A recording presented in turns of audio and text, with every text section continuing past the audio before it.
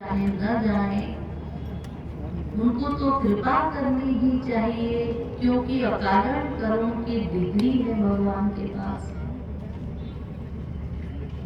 तो इसके समाधान में अभी पहले शरणागति का अर्थ ही बताया कि शरणागति का अर्थ है कुछ न करना। हम कुछ भी करेंगे तो बंधन होगा,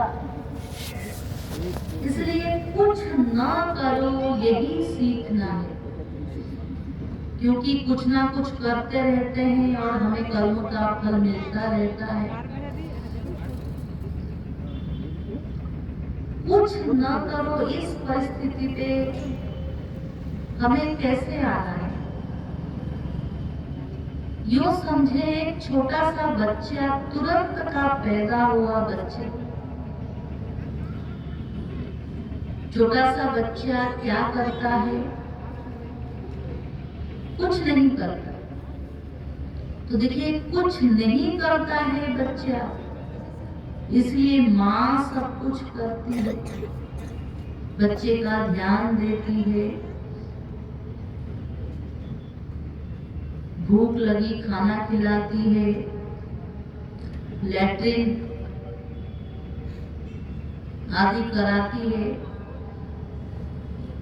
ठंड का मौसम है स्वेटर पहनाती है, मोजा पहनाती है, रात रात भर जाग कर सेवा कर रही है बच्चे की। हर समय ध्यान है माँ का बच्चे के। तो देखिए, बच्चा कुछ नहीं कर सकता, इसलिए माँ के शरणागत है, इसलिए माँ ध्यान रखती।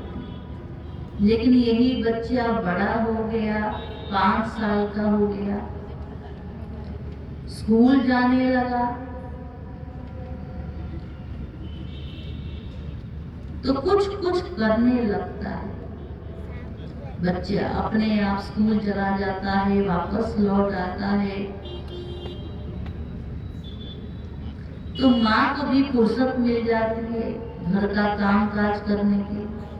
यानी वो जो व्यस्तता थी पहले माँ के लिए 24 घंटा ध्यान रखना पड़ता था, तो उससे थोड़ी छुटकारा मिली। तो बच्चा कुछ कुछ करने लगता है, तो माँ भी कुछ कुछ करना कम कर देती है, और बच्चा सब कुछ करने लगा, बड़ा हो गया, इंटर पढ़ने लगा, बीए पढ़ने लगा, एमए पास हो गया।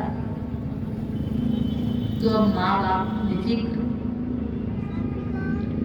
जब सब कुछ करने लगता है तो माँ बाप कुछ नहीं करते, ध्यान नहीं देते। कभी कभी आप लोगों के बच्चे कॉलेज से लौट रहे हैं और लेट हो गए, तो बाप कहता है, रमेश की माँ, अभी तक रमेश आया नहीं स्कूल से। तो माँ बड़ी लापरवाही से उत्तर देती है, अरे आ रहा होगा, आवारा हो गया है, कहीं कुछ कर रहा होगा, तो बड़ा हो गया। अब देखिए, यही बच्चा छोटा सा था, 5 साल का था, और स्कूल से लौटने में आधे घंटे की ही देरी हो गई थी, तो माँ बाप बड़े चिंतित हो गए थे। देखो देखो कहाँ गया, क्या कर रहा है। अब वो बड़ा हो गया तो अब माँ बाप कोई चिंता नहीं करता। तो बच्चा कुछ नहीं करता, तो माँ सब कुछ करती है। कुछ कुछ करने लगता है तो माँ भी कुछ कुछ करना कम कर देती है, और बच्चा सब कुछ करने लगा तो माँ भी सब कुछ करना खत्म कर देती है। यही प्रक्रिया ईश्वरीय जगत में भी है, भगवान के राज्य में भी है। जब हम शरणागत नहीं होते हैं भगवान के, तो कर्म करने लगते हैं, तो हमें कर्म का फल भगवान देते हैं। अच्छे कर्म का अच्छा फल, बुरे कर्म का बुरा। लेकिन जब शरणागति का सिद्धांत हम समझने लग गए थोड़ा थोड़ा कि बिना शरणागति के ईश्वर कृपा नहीं करेंगे, तो थोड़ी थोड़ी शरणागति हम लोग भी करने लगे। तो थोड़ी थोड़ी शरणागति हमारी हुई तो भगवान की कृपा भी थोड़ी थोड़ी हुई। अब हमारी शरणागति बढ़ी, 50% बढ़ गई, भगवान की कृपा भी 50% हुई। और बड़ी शरणागति 80%, भगवान की कृपा भी 80%, 90%, 99% पहुंच गया तो कृपा भी वैसी हुई। लेकिन वहां पहुंचकर इतने ऊपर उच्च अवस्था में भी पहुंचकर शरणागति में अगर हमने कोई अपराध कर दिया, गुरु के प्रति अपराध किया, भक्त के प्रति अपराध किया, भगवान के खिलाफ सोचा, तो फिर हमारी साधना वहां से जीरो कर दी जाएगी, क्योंकि नामापराध हो गया।